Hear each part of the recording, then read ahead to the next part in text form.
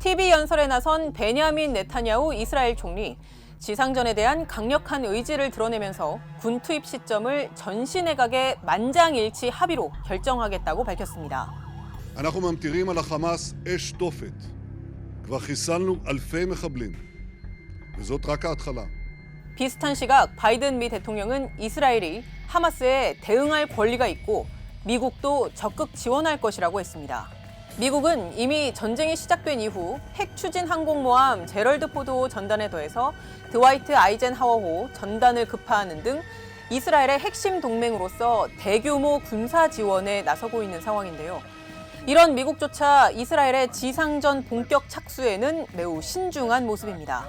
바이든 대통령은 자신이 네타냐후 이스라엘 총리에게 지상전 연기를 요구한 적은 없지만 사람들을 안전하게 구출하는 게 네타냐후 총리가 해야 할 일이라고 했다면서 가능하다면 최대한 많은 민간인들을 구해야 한다는 입장임을 거듭 강조했습니다. That does not lessen the need to operate in line with the laws of war. For Israel has to do everything in its power. Israel has to do everything in its power. As difficult it is to protect innocent civilians, it's difficult. 그리고 오스틴 미 국방장관과 이스라엘 현지에 가서 자문을 해주고 있는 미군 장교들까지 과거 미군이 치렀던 시가전들의 어려움을 실사례로 들면서 이스라엘 측에 신중을 기해야 한다고 조언하는 것으로 알려졌습니다. 대체 가자 지구를 누비는 시가전이 얼마나 어려운 작전이길래 군사력 1위 미국마저도 이렇게 신중한 입장을 취하는 걸까요? 오스틴 미 국방장관, 과거 2016년 이라크 전쟁 당시 중부사령부 사령관으로서 모술 시가전에 깊이 관여한 인물인데요. 이스라엘의 갈란트 국방장관에게 전화로 이런 말을 했습니다.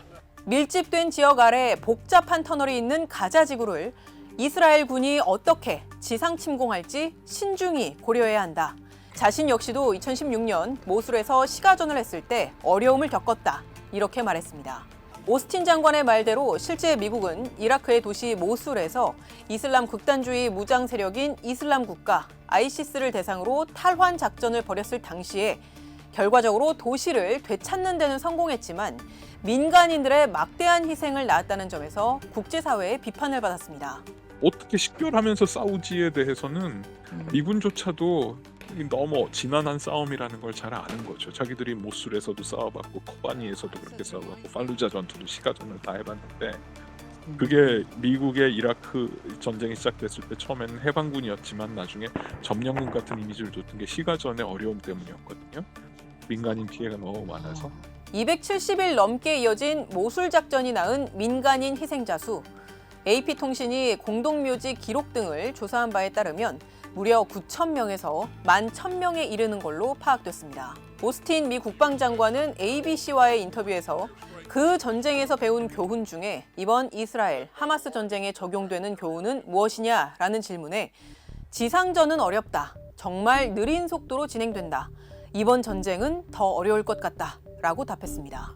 폭격을 하는 걸로는 하마스를 잡을 수가 없으니 인질도 있고 그러면 들어가긴 들어가야 되는데 저게 지금 답이 없어요. 제가 보기엔 출구 전략 없이 들어가야 되는 거 아닐까? 그 공포가 클 것 같아요. 통상적으로 전선은 앞에 있는 적과 대치하며 만들어지지만 가자지구 시가전의 전선은 전후 좌우 360도로 돼 있다고 해도 과언이 아닙니다. 공습 잔해로 뒤엉킨 높은 건물과 비좁은 골목 사이에 복잡한 지형과 또 많은 구조물 탓에 전략적 계획을 세우기도 또 병력과 물자를 신속히 옮기기도 쉽지가 않습니다.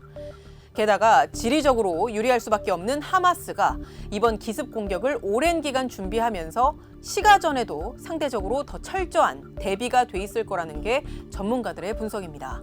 당연히 하마스 대원들이 매복을 하고 있을 것이고 부비투랩, 그다음에 지뢰, 그다음에 사제 폭탄, 다양한 것들로 지금 이스라엘 군인들을 살상하기 위해서 장치를 설치해놨겠죠. 게다가 하마스에 의해 여전히 납치된 상태인 다국적 인질은 총 220명.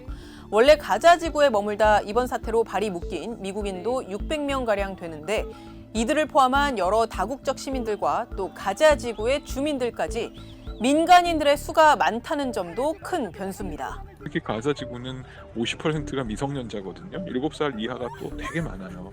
그러면 이게 포연이 자욱한 데서 막 총격전 벌어지고 막 이러다가 어린아이들 시신 막 나오고 이러면 그 이스라엘 순식간에 전 세계에서 마치 전범 같은 이미지를 얻게 될 수가 있어요.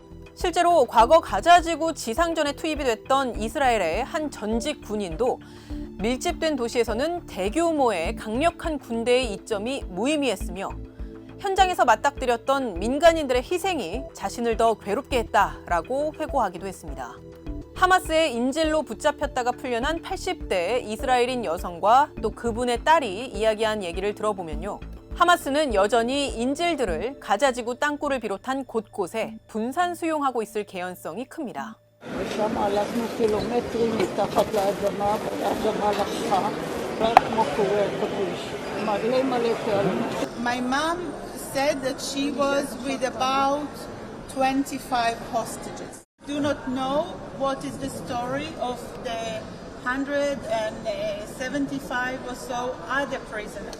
시가전이 어려운 이유 중 하나가 바로 많은 인질들이 붙잡혀 있는 걸로 보이는 이 땅굴을 하마스가 적극 활용할 가능성이 높다는 점입니다. 지금 보시는 영상, 이스라엘 군이 지난 2014년에 공개한 건데요. 가자 지구에 있는 모스크 내부에서 발견된 이 문은 알고 보니 하마스 땅굴 입구였습니다. 같은 해 이스라엘 군이 촬영한 또 다른 영상에는 땅 밑에서 하마스 대원들이 하나둘씩 빠져나오는 모습이 포착됐고 땅굴 내부에서 발견된 오토바이들이 끌어올려지기도 합니다. 이스라엘 군이 당시 발견한 땅굴은 지하 50m로 연결됐고 땅굴 높이는 1.5m였습니다. 이스라엘이 당시 폭파한 땅굴만 32개, 4년 뒤인 2018년에는 17개였는데 하마스는 이에 아랑곳하지 않고 계속 땅굴을 파왔습니다.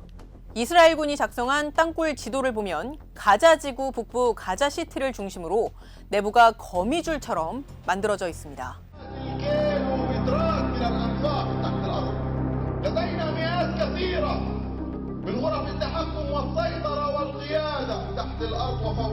물론 이스라엘의 군사력은 하마스를 압도합니다.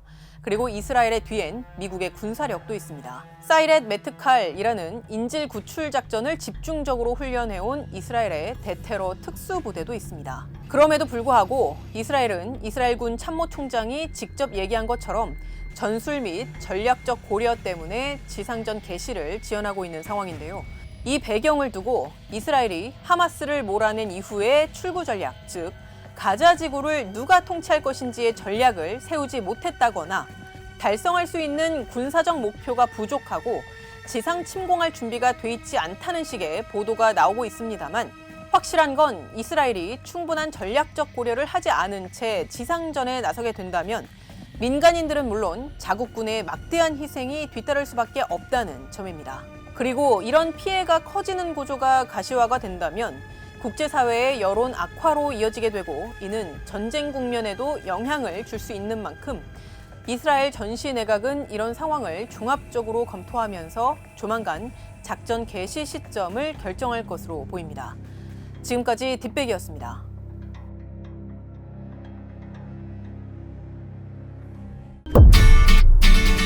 지금은 반등의 추세가 세지고 있는 모습이고요. 공급이 증가하면 가격이 어떻게 됩니까?